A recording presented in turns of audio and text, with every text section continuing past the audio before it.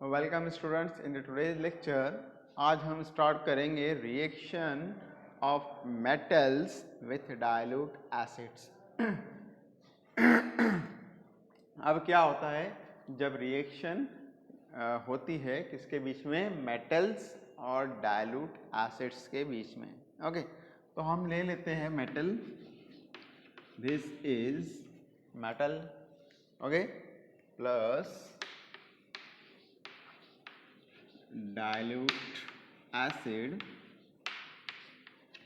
दोनों के बीच में रिएक्शन हुआ और रिएक्शन होने के बाद में product is salt plus hydrogen. क्या बन गया? हाइड्रोजन बन गया। अब एग्जाम्पल लेते हैं। फॉर एग्जाम्पल मैंने यहाँ ले लिया पोटेशियम, ओके, यहाँ ले लिया मैंने हाइड्रोक्लोरिक एसिड। हाइड्रोक्लोरिक एसिड लेने के बाद में यहाँ ले लेता हूँ मैं twice HCl and reaction will proceed. There is the formation of this potassium and this chlorine, it will give twice KCl, potassium chloride. Remaining is what? 2 hydrogen, that's why H2, and hydrogen gas will evolve. So this, by this reaction we can say that, ये reaction को देखकर हम बोल सकते हैं कि metals जब dilute acid से रिएक्शन करता है तो सॉल्ट और हाइड्रोजन गैस हमें प्रोडक्ट मिलता है। अब और एग्जांपल ले लेते हैं इसके। और एग्जांपल में हम यहाँ पर सोडियम ले लेते हैं, यहाँ पर हाइड्रोक्लोरिक एसिड ले लेते हैं।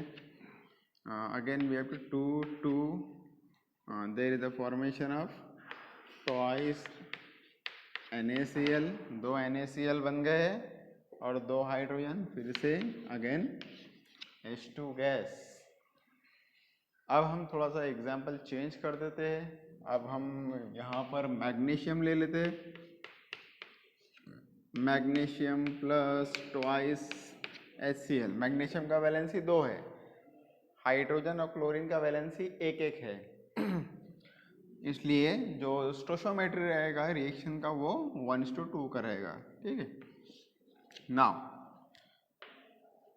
1 magnesium 2 chlorine MgCl2, 2 hydrogen H2, magnesium chloride salt बन गया, हाइड्रोजन गैस इवॉल्व हो चुका है।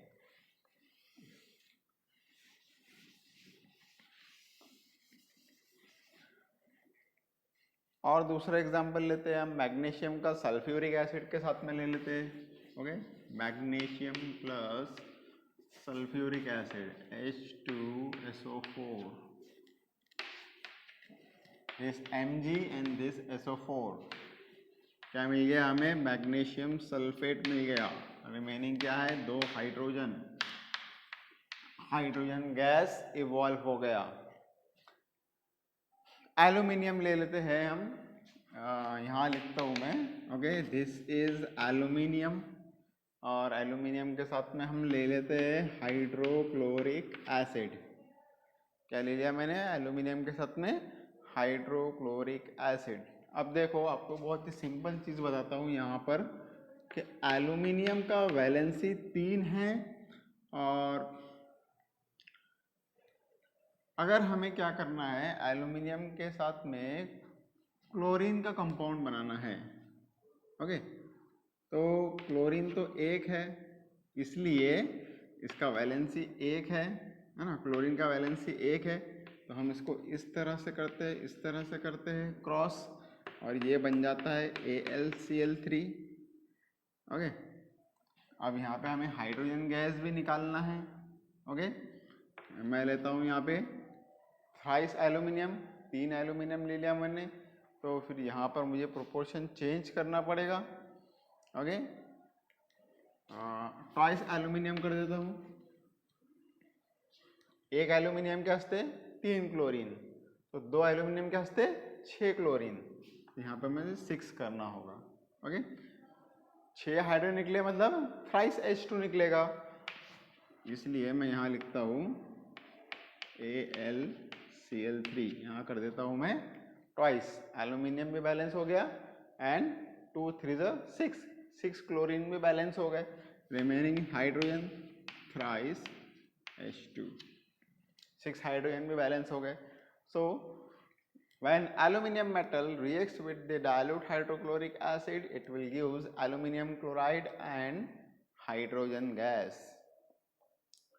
अगर मैं यहीं पर क्या करता हूँ, अगर एल्यूमिनियम के साथ सल्फ्यूरिक एसिड लेता हूँ तो हम रिएक्शन कैसे लिखेंगे. ये लिया एल्यूमिनियम, ये आ गया सल्फ्यूरिक एसिड. अब हम बैलेंस करते हैं. एल्यूमिनियम का वैलेंसी हमें पता है ना, एल्यूमिनियम का वैलेंसी हमें पता है, एल्यूमिनियम का वैलेंसी 3 है और SO4 डाई निगेटिव होता है, मतलब इसका वैलेंसी जो है 2 है.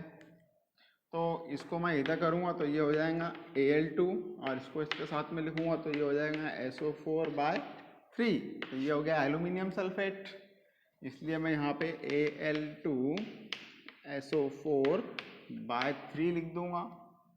यहाँ पर हाइड्रोजन गैस तो निकालना ही है मुझे, और हाइड्रोजन गैस भी निकाल दी मुझे. अब हम बैलेंस कर लेंगे. कैसे बैलेंस करेंगे,